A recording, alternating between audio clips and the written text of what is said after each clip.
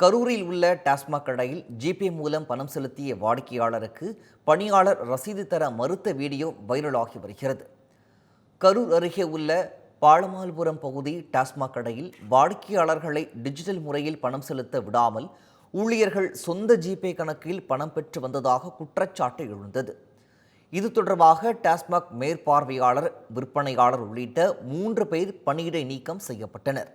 இந்த நிலையில் சஸ்பெண்ட் செய்யப்பட்ட ராஜ்கண்ணா என்ற மேற்பார்வையாளர் வாடிக்கையாளருக்கு ரசீது தர மறுத்த வீடியோ தற்போது வெளியாகியுள்ளது. நான் வாங்கினது 1 குவார்டர் 150 ரூபாய் என்கிட்ட காசு வாங்கியிருக்கிறீங்க. 150 ரூபாய்க்கு பில்லு கேட்கறேன் நான். ஏன் காசு தர மாட்டேங்க? மீதி காசும் தர மாட்டேங்க, பில்லு தர மாட்டேங்க. பில்லு ஏன் தரல? பில்ல கொடுங்க.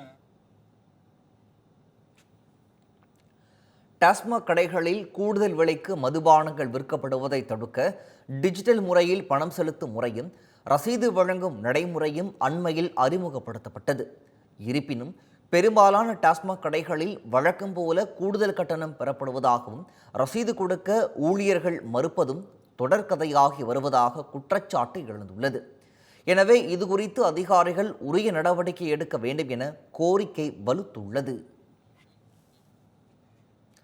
கரூரைச் சேர்ந்த தனியார் பள்ளியில் 10 ஆண்டுகளுக்கு மேல் பணிபுரியும் ஊழியர்களுக்கு 6.5 கோடி ரூபாய் மதிப்புள்ள 75 சென்ட் நிலத்தை பள்ளி நிர்வாகம் பரிசாக வழங்கியது.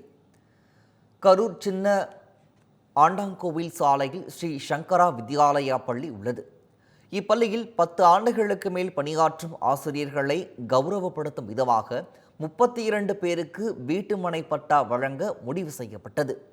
இதன் மதிப்பு 6 கோடியே 50 லட்சம் ரூபாயாகும். பள்ளியின் 15ஆம் ஆண்டு விழாவில் முதல் கட்டமாக 11 ஊழியர்களுக்கு பள்ளியின் நிறுவனர்கள் ஆந்திரா பழனிசாமி, சாமியாந்தாள் ஆகியோர் வீட்டுமனை பட்டாக்களை வழங்கினர். நடுத்தர குடும்பத்தைச் சேர்ந்த தங்களுக்கு பள்ளி நிர்வாகம் வீட்டுமனை பட்டா வழங்கியது பேர் உதவியாக உள்ளதாக ஆசிரியர்கள் நெகிழ்ச்சியுடன் தெரிவித்தனர்.